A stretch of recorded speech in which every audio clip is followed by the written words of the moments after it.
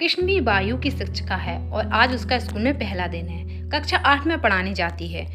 आज वो थोड़ा नर्वस थी। जैसे ही कक्षा में जाती है कि बच्चे उठकर गुड मॉर्निंग विश करते हैं। कृष्णवी उन्हें रिप्लाई बैक करके बैठने को बोलती है। वह सभी बच्चों का परिचय लेती है और अपना परिचय देती है। फिर वहाँ बच्चों से पूछती है कि आज कौन सा लेसन पढ़ाना है।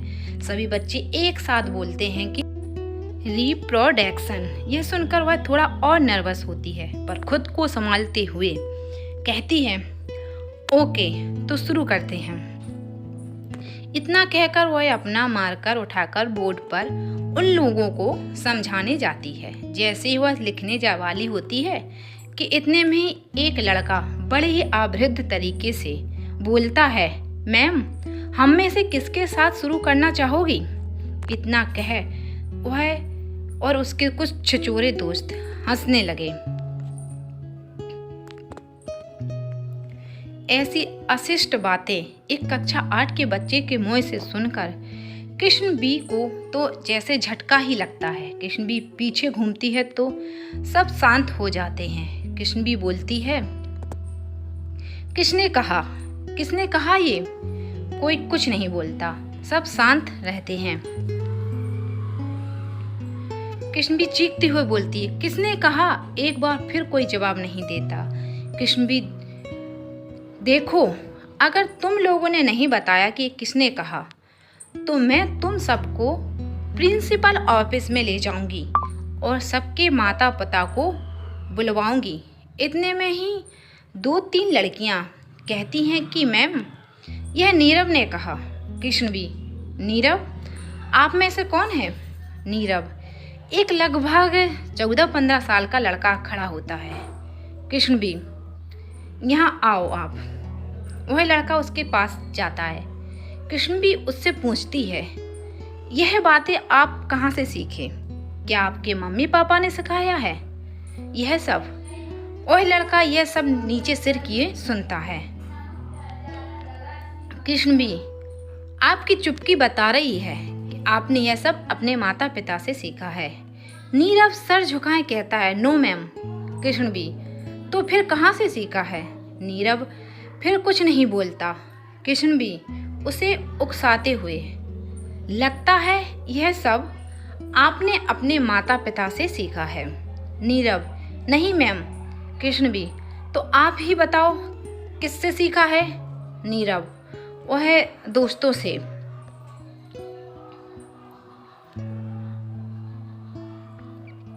वह बस इतना ही बोल पाया। कृष्णवी उससे कहती है, ओके आप यह बताओ कि आपने कभी पौधे लगाए हैं? वह लड़का हाँ में सिर हिलाता है।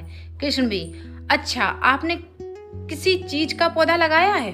Nirav, yes. Krishna, okay very good. सब बच्चे सोच में पड़ जाते हैं। आखिर वह ऐसा कौन सा सवाल पूछ रही है, पर डर के मारे कुछ नहीं बोलते हैं।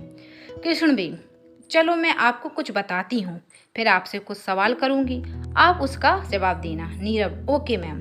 कृष्णवी, चलो मान लो कि आप एक घर में माली हैं और आपने एक आम का पेड़ लगाया है और दिन भर उसकी देखभाल करते हो, उसे टाइम पर पानी देते रहे, अपने धूप का और मौसम का भी खूब ख्याल रखा। आपने बड़े और अच्छे प्यार से उसकी देखभाल की। देखते देखते वह बड़ा हो गया। फिर उसे कीड़ों से बचाने के लिए आप कीटनाशक पौधों के लिए जो जरूरी होता है वह लेने के लिए शहर से दूर चले गए। किसी कारण आपको 10 से 15 दिन हो गए वापस आने में, और जब आप वापस आते हैं और देखते हैं कि पेड़ों में तो कीड़े लग गए हैं और आपके सालों की मेहनत पर पानी फिर जाता है। फिर आपके मालिक आपसे पूछते हैं कि यह सब कैसे हुआ। आप अपना कारण बताते हैं। फिर वह कहते हैं कि आपने ठीक से देखभाल नहीं किया होगा।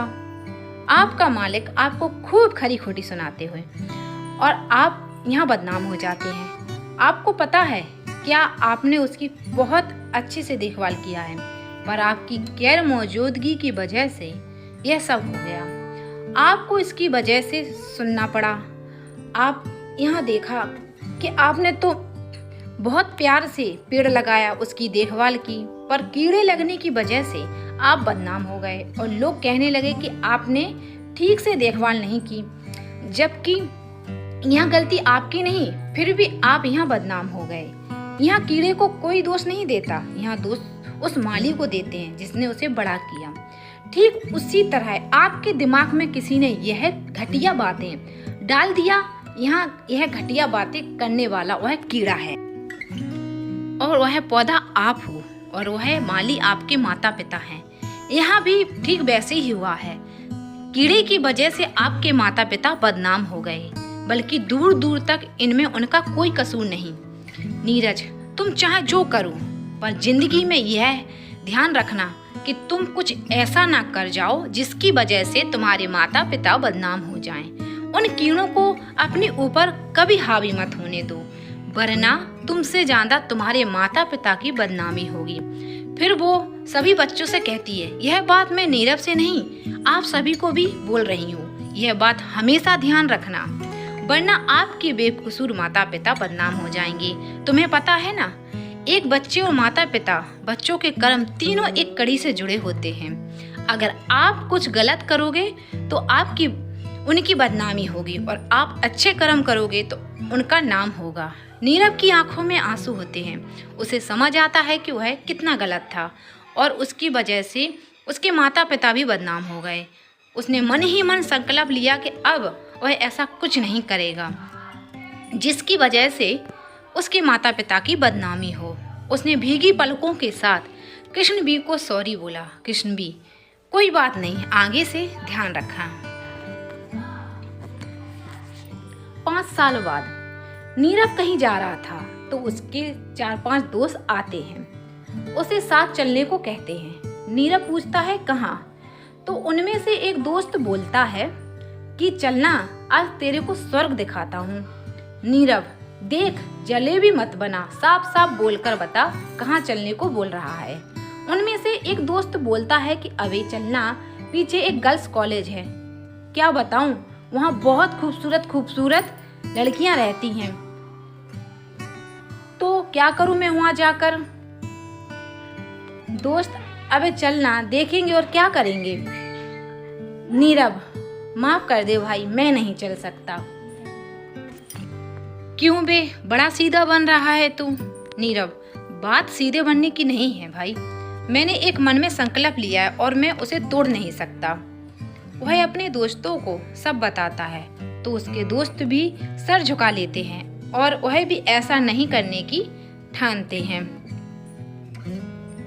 अब यहाँ नीरव के साथ तुम सब भी संकल्प ले लो, आज के बाद ऐसा कुछ नहीं करना जिसको करने से आपके माता पिता की बदनामी हो जाए। राधे राधे।